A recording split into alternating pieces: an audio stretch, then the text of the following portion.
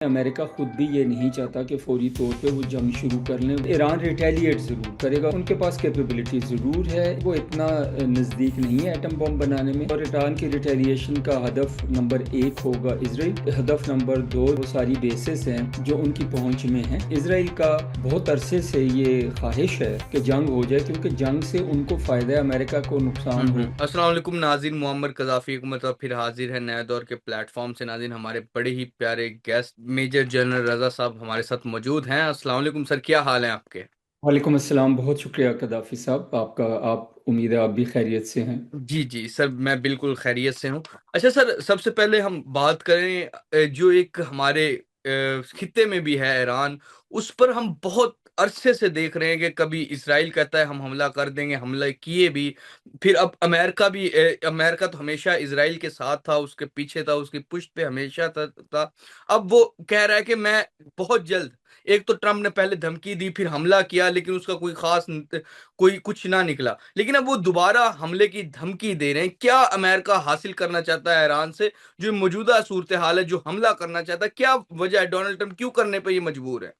एक तरफ तो वो लड़ाइयाँ कहते हैं कि मैं खत्म करवाऊँगा दुनिया में, मैंने इतने अमन करवाए, इतनी चीज़ें कराई, दूसरी तरफ वो खुद जंग मुसल्लत करना चाह रहा है ईरान पे। जी बहुत शुक्रिया। सबसे पहले तो वहाँ से शुरू होते हैं जहाँ पे हम लोग ये सारे समझते थे कि वो लड़ाइयाँ ख़त्म करवाना चाहते हैं। वो जो हुँ, अभी हमें समझ आती है कि दूसरों की लड़ाइयाँ वो ख़त्म करवाना चाहते हैं, लेकिन जहाँ पे उनके अपने अज़ाइम हैं, जहाँ पे हुँ, अपने हुँ, नेशनल ऑब्जेक्टिव्स हैं, इंटरेस्ट्स हुँ, हैं, वहाँ हुँ, पे हुँ, अगर ज़रूरत पड़े मिलिट्री के यूज़ की या फोर्स के यूज़ की, तो वो ज़रूर करेंगे। हुँ, दूसरा ये है कि पहले धमकी दी और पहले वाला जो हमला था, आपने फरमाया कि वो को ख़ास नताइज बरामद नहीं कर सका। मेरे ख़्याल में काफ़ी डैमेज हुआ हुँ, हुँ, ईरान की फैसिलिटीज़ को काफ़ी नीचे तक जो है वो बॉम्ब्स पहुँचे, और हुँ, उनका हुँ, जो सेंट्रीफ्यूज इनरिचमेंट सिस्टम था वो भी, वो कहते हुँ, हैं कि डैमेज हुआ। हुँ, हुँ, अलबत्ता ये एक चीज़ है कि जी, कहा जाता है कि शायद उनके पास जो अफसूदा यूरेनियम था 60% तक इनरिच था। हुँ, हुँ, ये 400 किलोग्राम कहते हैं कि वो शायद बच गया। पॉसिबिलिटी ये है हुँ, कि अगर बाकी बचा है तो उन्होंने मुख्तलिफ जगहों पे उनको छुपाया होगा। हुँ, बिल्कुल। कहा था कि हमला है, अभी वाली जो हुँ, धमकी है, हुँ, इस हुँ, धमकी को मिस्टर ट्रम्प ने बैकअप किया हुआ है, और हुँ, उन्होंने हुँ, बैकअप किया हुआ है अपने फोर्सेस वहाँ पे बिल्कुल, समंदरों बिल्कुल। और इर्द गिर्द जो बेसिस हैं उनको, जो नज़दीक वाली बेसिस जो उनके खिलाफ यूज़ होनी है, उनको ऑपरेशनलाइज हुँ, कराने। बिल्कुल। ये मेरे ख्याल में जो स्टेप वन है कि ये एक एस्केलेशन जो होगी ये ग्रेजुएटेड होगी। हुँ, ये हुँ, स्टेप वन है कि जिसमें उन्होंने अपना बैरी बेड़ा एक खड़ा कर दिया है। दूसरे के बारे में कहा जाता है कि जेरल्ड हुँ, हुँ, फोर्ड, वो भी शायद आ जाएगा यहाँ पे। हुँ, हुँ, और जी, अगर जी। कुछ होता भी है, तो मैं नहीं समझता हूँ कि एक फुल हुँ, फ्लेजेड हुँ, वॉर होगी जिसमें बूट्स ऑन ग्राउंड होंगे। हुँ, हुँ, बिल्कुल, ये बिल्कुल। ग्रेजुएटेड एस्केलेशन हो सकती है कि हुँ, पहले हुँ, उनका नेवल ब्लॉकेट किया जाए, सैंक्शंस हुँ, वगैरह हुँ, पहले ही वो काफ़ी उनको हर्ट कर रही हैं, उनको मज़ीद टाइट किया जाए, हुँ, हुँ, और फिर जो है उनको ईरान को अपनी हुँ, मर्जी हुँ, के अपने ऑब्जेक्टिव्स पे लाया जाए, जो अमेरिका के हुँ, ऑब्जेक्टिव्स हैं। वो बिल्कुल, बिल्कुल। ऑब्जेक्टिव्स क्या हो सकते हैं जो आपने हुँ, कहा? हुँ, बिल्कुल। में जो सबसे बड़ा ऑब्जेक्टिव होगा उनका, कि वो न्यूक्लियर प्रोग्राम जो है ईरान का, हुँ, कि हुँ, किसी तरह उसके ऊपर जो है ईरान आमादा हो जाए कि उसको हुँ, कैप हुँ, करने में या उसको बंद करने में या शेयर करने में। तो वो मेरा ख्याल ईरान किसी हद तक तैयार होगा कि JCPOA पी ए जो हुँ, पहले उन्होंने साइन किया था, कि हुँ, शायद हुँ, उस तरह की कोई अरेंजमेंट हो जाती है तो वो हुँ, कर हुँ, ले। दूसरा बिल्कुल। उनका कंसर्न है उनके मिसाइल। तो हुँ, मिसाइल हो हुँ, सकता है वो कहें जी कि इनकी लिमिट जो मार का हुँ, हुँ, डिस्टेंस है वो हुँ, हुँ, कम करें, क्योंकि मिसाइल प्रोग्राम पे कॉम्प्रोमाइज शायद ईरान नहीं करेगा। बिल्कुल। और इम्पॉर्टेंटली आई थिंक दो चीज़ें और हैं जिनके जो उनके ऑब्जेक्टिव में शामिल होंगी। हुँ, वो हुँ, कि ईरान हिजबुल्लाह को और हमास को या इस तरह की जो हुँ, दूसरी हुँ, तंजीमें हैं उनको हुँ, सपोर्ट करे, और इसराइल के साथ वो को एग्जिस्टेंस जो है वो हुँ, उसके ऊपर राजी हो जाए। तो ये मेरे ख्याल मोटे मोटे बड़े ऑब्जेक्टिव्स होंगे उनके। बिल्कुल, बिल्कुल। अच्छा, जिस तरह ये अमेरिका का नुमाइंदा ख़ुसूसी वेटकोफ है, उनका कहना है कि ईरान 1 हफ़्ते दूर है एटमी हथियार बनाने में, कंप्लीट करने में। इस स्टेटमेंट को कैसे देखते हैं हम? इसके दो एंगल हो सकते हैं कदाफी साहब। सबसे पहली बात तो ये है जी कि क्या वाकई वो एक हफ्ता दूर हैं। अगर वो एक हफ्ता दूर हैं तो वो तो हम्म बहुत पहले, शायद जब पिछली एस्केलेशन हुई थी और इससे पहले कि उनके ऊपर हमला होता, जिस वक्त उन्हें हम्म पता चल भी गया था कि शायद उनके ऊपर जल्दी हमला हो जाएगा, B-52 हम्म बॉम्बर्स आ रहे हैं उनकी तरफ, तो उसी हम्म वक्त ही कोई धमाका करके कुछ करके वो अपने आप को न्यूक्लियर स्टेट डिक्लेयर कर लेते और इस सारे मुसीबत से बच जाते। हम्म मेरे ख्याल में उनके पास कैपेबिलिटी ज़रूर है। एक हफ्ता दूर है कि नहीं, ये कहना बहुत बहुत ज़्यादा मुश्किल है, बेहद मुश्किल है। हम्म। तो जो लेकिन उन्होंने बिटकॉइन, स्टेटमेंट क्यों दी ये? जी मैं बताता हूँ जी, मैं जी। उसी तरफ आ रहा हूँ।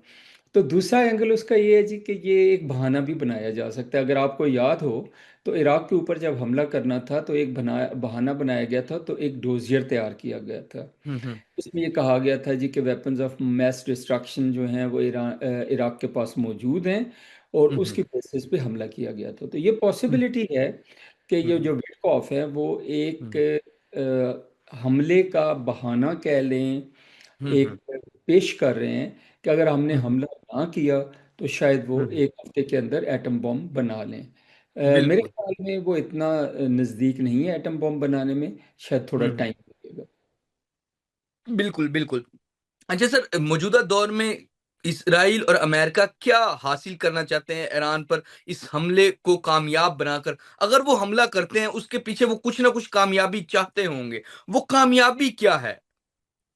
जी, सबसे पहली बात तो ये जी, हम हमले की तरफ आते हैं, कौन चाहता है और कौन नहीं चाहता। हम्म मेरे ख्याल में इसमें नंबर वन कंट्री जो चाहती है कि ईरान पे हमला हो जाए और ईरान और USA की जंग छिड़ जाए, वो हम्म इसराइल है। हम्म मेरे ख्याल में अमेरिका खुद भी ये नहीं चाहता कि फौरी तौर पे वो जंग शुरू कर लें। वो आखिर दम तक कोशिश करेंगे कि बगैर जंग शुरू किए, धमकी हम्म के ज़रिए, प्रेशर के ज़रिए, कोएर्शन के ज़रिए, और जो उनके मुल्क में उन्होंने ऑलरेडी एक इकोनॉमिक टर्मोइल बर्पा किया हुआ है उसके ज़रिए, और जो बच्चों को और यूनिवर्सिटी के और बाकी अवाम को खड़ा किया हुआ है रजीम के अगेंस्ट, कि उनके ज़रिए वो ईरान को उस जगह पे ले आए जहाँ पे ईरान उनकी ये बातें मान लें जिनका हमने जिक्र हम्म किया। तो हम्म ये मैं अमेरिका की तरफ से कह रहा हूँ कि परहैप्स वो कोशिश करेंगे, और ईरान भी कर रहा है कि जंग ना हो, लेकिन इसराइल का बहुत अरसे से ये ख्वाहिश है कि जंग हो जाए, क्योंकि जंग से उनको फ़ायदा है, अमेरिका को नुकसान हम्म हो। हम्म अमेरिका जंग अगर करता भी है तो मेरे ख्याल में वो सिलेक्टिव टारगेटिंग से शुरू करेंगे, जैसे मैं पहले कह रहा था, और फिर शायद हम्म इसकी इंटेंसिटी बढ़ जाए। लेकिन ईरान रिटेलिएट ज़रूर करेगा, और ईरान की रिटेलिएशन का हदफ नंबर एक होगा इसराइल, और हदफ नंबर दो जो होगा वो सारी बेसिस हैं जो उनकी पहुंच में हैं, खित्ते में हैं। हम्म लास्ट, कि क्या ये मिलिट्री विक्ट्री हासिल कर सकते हैं कि नहीं, मेरे ख्याल में एक मिलिट्री विक्ट्री हासिल होना मुश्किल होगा। अलबत्ता ये ज़रूर हम्म है कि खित्ते में हम्म एक इंस्टेबिलिटी ज़रूर हो जाएगी, एक हम्म टर्मोइल आ जाएगा, जिसका हम्म एंड फ़ायदा जो है वो इसराइल को ही होगा। और ईरान हम्म जो है वो काफ़ी हद तक इन हमलों के नतीजे में पीछे चला जाएगा। जो उसकी मुआशी तरक्की है, जो उसके अंदर जो इकोनॉमिक इश्यूज हैं वो बढ़ जाएंगे। अगर उनकी जो तनसीबात हैं, जैसे इंडस्ट्रीज़ हैं, कोई ब्रिजेस हैं, कोई बिजली पैदा करने वाली जगह हैं, कोई कारखाने हैं, कोई तेल के कुएं हैं, अगर उनको टारगेट किया जाता है तो वो ईरान को काफ़ी हद तक नुकसान होगा। बट जैसे हम बिल कह रहे थे, ईरान रिटेलिएट करेगा, बहुत स्ट्रांगली करेगा, और उनके पास जो कैपेबिलिटी है सारी की सारी वो यूज़ करेंगे। और दूसरी हम्म बात यह है कि ये जंग जो है उससे आबनाए हुर्मुज़ जो है, स्ट्रेट ऑफ हम्म हुर्मुज़ जो है, वो बंद हो सकती है। जब वो बंद हम्म होगी, उसमें शिपिंग मुतासर होगी, तो उसमें ना सिर्फ ऑयल बल्कि बाकी जो कमोडिटीज़ हैं उनकी भी शिपिंग मुतासर होगी, और उसका असर जो है पूरी दुनिया पे पड़ेगा।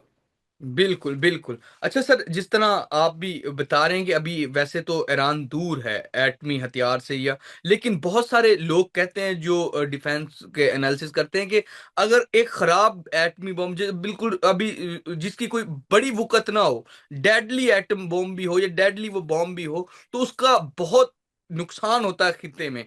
अगर अमेरिका ऐसा कुछ करता है, तो ईरान उससे भी एक बहुत बड़ी तबाही फैलाने का अगर वो अमेरिका को जवाब दे या उनके अड्डे जिस तरह कतर में है दूसरे मालिक में, तो वो इससे बहुत बड़ा नुकसान कर सकता है। और यही वजह बता रहे थे कि जो लास्ट टाइम डोनाल्ड ट्रंप ने हमला नहीं किया, पूरी किया लेकिन बस एक प्रिसाइज सा किया लेकिन प्रॉपर नहीं किया।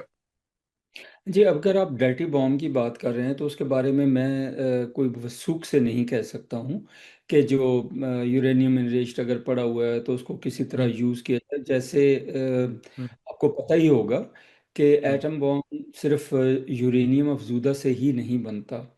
हुँ, जब हुँ, ये अफज़ूदा हो गया 60% तो उसको ऊपर भी लेके जाने वेपन ग्रेड तक।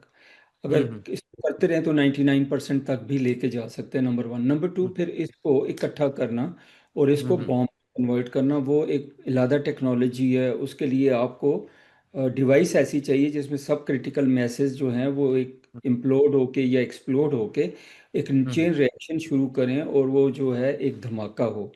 फिर उसके हुँ, बाद सारी चीज़ को लेके जाना कि जी वो उसको डिलीवरी हुँ, सिस्टम क्या होगा उसको लेके जाने का, और हुँ, हुँ, गाइडेंस क्या होगी। तो ये सारी काफ़ी बड़ी चीज़ें हैं।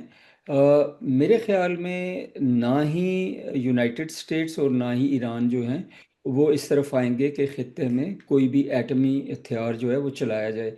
ईरान का, जैसे हम पहले बात कर रहे थे कि अभी कैपेबिलिटी का सही पता नहीं है कि वो किस हद पे हैं, हुँ, लेकिन मेरे ख्याल में अभी वो एटम बॉम्ब के अगर इतना नज़दीक होते तो वो उन्हें पहले एक्सप्लोजन कर देना चाहिए था और अपने हुँ, आप हुँ, को अपनी ताकत डिक्लेयर कर देना चाहिए था। हाउएवर, बिल्कुल। जैसे आप एक इशारा कर रहे हैं कि डर्टी बॉम्ब की तरफ, may be possible, may not be possible, I am not sure, लेकिन मेरे हुँ, हुँ, ख्याल में दोनों साइडें जो है वो न्यूक्लियर तक जाने से इज्तनाब करेंगी, केमिकल तक जाने से इज्तनाब करेंगी, लेकिन उससे शॉर्ट कन्वेंशनल डोमेन में वो बहुत सख्त एक दूसरे पे हमले कर सकते हैं। बिल्कुल, बिल्कुल। अच्छा सर एक और चीज़ हम देख रहे हैं कि आजकल जो सऊदी अरब है वो अमेरिका के बहुत करीब था। लेकिन अब हम देख रहे हैं जो मौजूदा उनकी पॉलिसीज़ हैं, चीज़ें हैं, वो हम देख रहे हैं कि वो ईरान के साथ अपने अच्छे ताल्लुकात करें जो पहले नहीं थे और बाकी दूसरे मालिक के साथ अच्छे ताल्लुकात करें।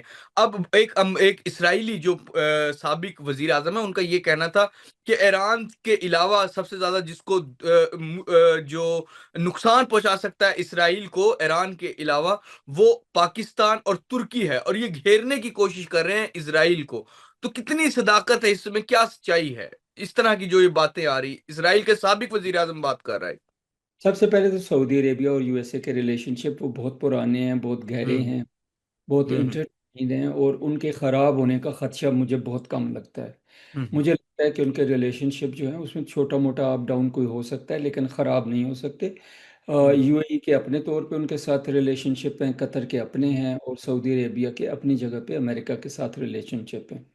हुँ, हुँ, आपको याद हो तो प्रिंस मोहम्मद बिन सलमान है, उन्होंने कोई 1 ट्रिलियन प्लस की इन्वेस्टमेंट जो है वो भी प्रॉमिस की हुई है अमेरिका में, तो इसलिए अमेरिका उनके साथ ताल्लुकात अपने खुद भी ख़राब करना नहीं चाहेगा। अभी आते हैं हुँ, नुकसान पहुंचाने की तरफ। अ, पाकिस्तान और टर्की किसी सूरत भी फिज़िकली या मिलिटरली आज तक ना उन्होंने ये कभी काम किया है, ना करेंगे कि वो जाके इसराइल पे कोई हमला कर दें या जंग कर दें। जो हुँ, नुकसान पहुंचाने की वो बात कर रहे हैं, शायद उनका ये मकसद हो कि पाकिस्तान और टर्की अगर पीस बोर्ड में हैं और कल अगर ये एग्री कर जाती हैं दोनों कंट्रीज, टर्म्स एंड कंडीशन जो फाइनलाइज होती है यूनाइटेड नेशन सिक्योरिटी काउंसिल से for hmm, employment of international stability force, तो हुँ, उसमें हुँ, जब ये जाते हैं तो जाहिर है कि ये कोई भी ऐसी चीज़ नहीं होने देंगे जो ना इंसाफ़ी पे मबनी होगी। हुँ, नाइंसाफ़ी पे मबनी होने का जो मैं कहना चाहता हूँ ये है कि अगर यूएन सिक्योरिटी फोर्स मैंडेटेड होती है और उसकी टर्म्स एंड कंडीशन होती हैं तो वो उन कंडीशन के अंदर रह के ऑपरेट करेंगे, और बिल्कुल। अगर उनके कंडीशंस को एब्रोगेट करना चाहेगा तो वो नहीं करने देंगे। मेरे ख्याल में इसराइल की हुँ, ख्वाहिश ये है कि ऐसी कोई भी स्ट्रॉन्ग फोर्स वहाँ पे ना आए, कि हुँ, इसराइल हुँ, कोई भी सीज़ फायर की वायलेशन डेली करता है, तो हुँ, उनकी हुँ, ख्वाहिश ये होगी कि कोई ऐसी फोर्स ना आए जो हुँ, उन्हें हुँ, इन वायलेशन से बाज रखे या इनके ऊपर जो है हुँ, वो हुँ, आवाज़ उठाए। तो ये हो सकता है, बिल्कुल। डायरेक्टली पाकिस्तान और Turkey I don't think so कि इसराइल के ऊपर कोई हमला करेंगे या उसके साथ जंग। बिल्कुल। बिल्कुल, बिल्कुल, आपने बड़े इम्पोर्टेंट जो लास्ट में पॉइंट बताया है, ये बड़ा इम्पोर्टेंट पॉइंट है। जी तो नाज़रीन मेजर जनरल रज़ा साहब हमारे साथ मौजूद थे, नया दौर पर उनसे हमने ईरान और अमेरिका की जो मौजूदा सूरत-ए-हाल है, उस पर हमने गुफ्तगू की। फ़िलहाल के लिए नाज़रीन नया दौर से मुअम्मर क़ज़ाफ़ी को और मेजर जनरल रज़ा साहब को इजाज़त दीजिए। खुदा हाफ़िज़।